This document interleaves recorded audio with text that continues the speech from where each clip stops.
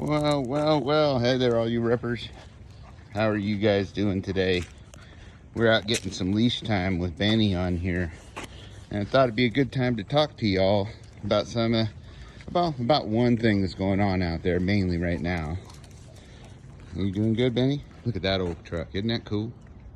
That's a cool old truck. I'd leave it just the way it is. Just clear coat that baby, right? Let her rip. Anyway, we are walking around thinking about what's happening in Kenosha, right? I mean, who isn't, right? We got all that court going on, and decisions need to be made, and people with opinions on all sides, which is okay. That's what our country's about. It's opinions on all sides. You know, we can accept that. We can accept some people don't see eye to eye on things, you know. For instance, some people didn't know that it's totally legal in that state or area where he's at for a 16-year-old to carry a rifle or a long gun, right? That's his right, and he was within it. Yeah, some people don't think that's okay, and that's okay if you think that. Doesn't mean that it's right. Of course, doesn't mean that your opinion's not valid. If you feel that way, that's fine. Then you can make sure that your kids aren't out there with long guns running around at 16 or 17.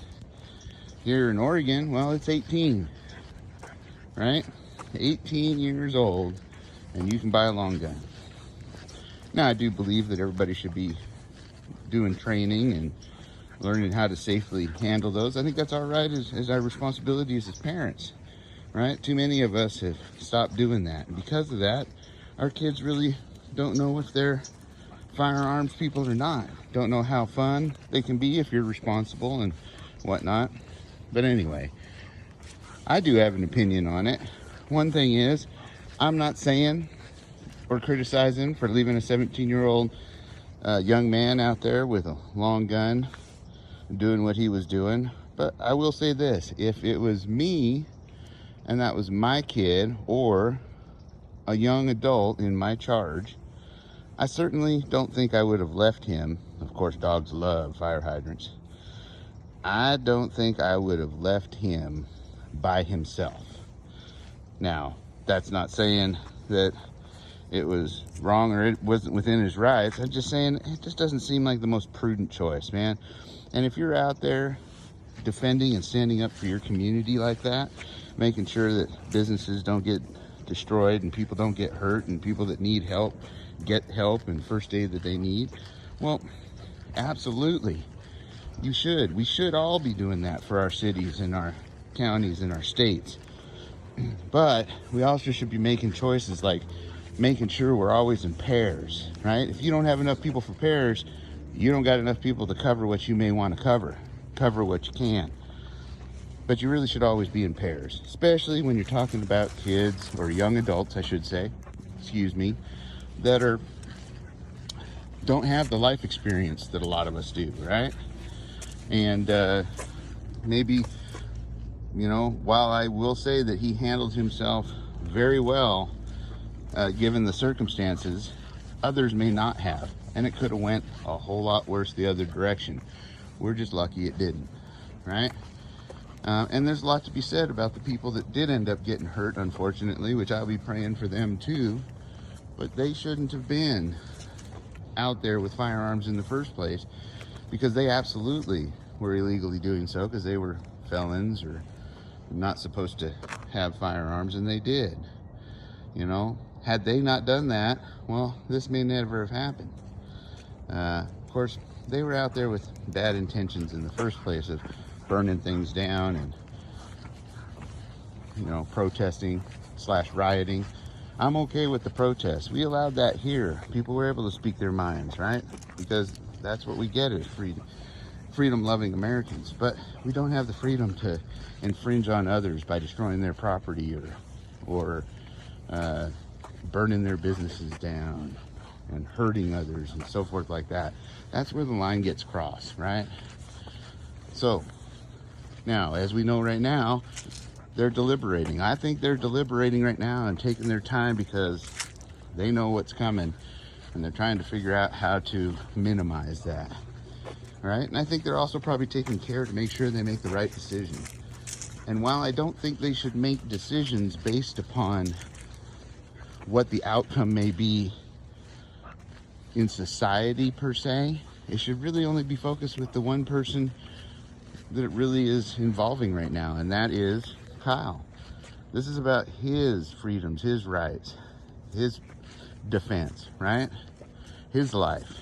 This isn't about what may happen if you judge one way or another. In fact, that shouldn't even be part of the decision-making process, in my opinion. However, I will say that it doesn't look good when they start stacking up bricks on street corners and so forth like that, like they did last time, right? Right, Benny? That's no good unless you want to lift your leg on it.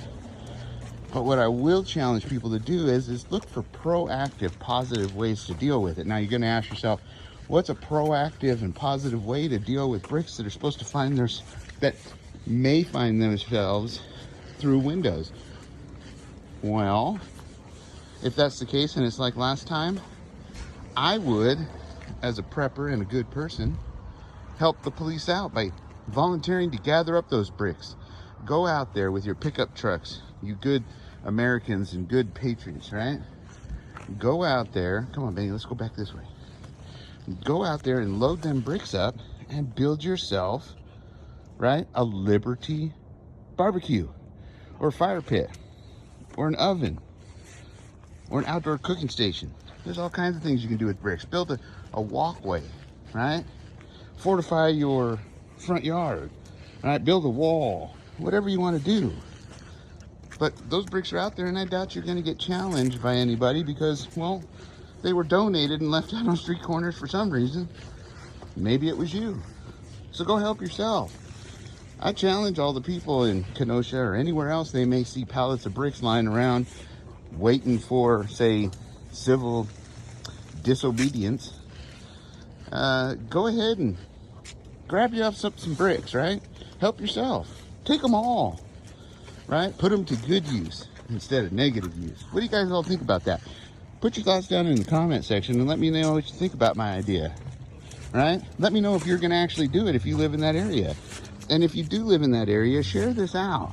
Let's get everybody putting bad things to better uses, right? What a way to show them that we don't have to get violent yet and deal with the problem. You know, people are always saying that prepping is expensive, and it is. So I say we should be thankful that the well-off people that left those bricks there left them for us. So help yourselves. Get out there and build something beautiful. And better yet, besides putting your comments in the comment section, do a video. Send me pictures of what you build with your bricks. I'd love to feature them in my videos. I think that's just a wonderful idea. I think it's something we should all do. And heck, if any show up here where I'm at, you know I'll be sure to gather them up. But anyway, in the end, I think that this is an unfortunate situation because any death, any taking of life is never an easy thing, and it shouldn't be taken lightly. But in this case, sadly, it was just, and some people made decisions and choices that ended up costing them and others.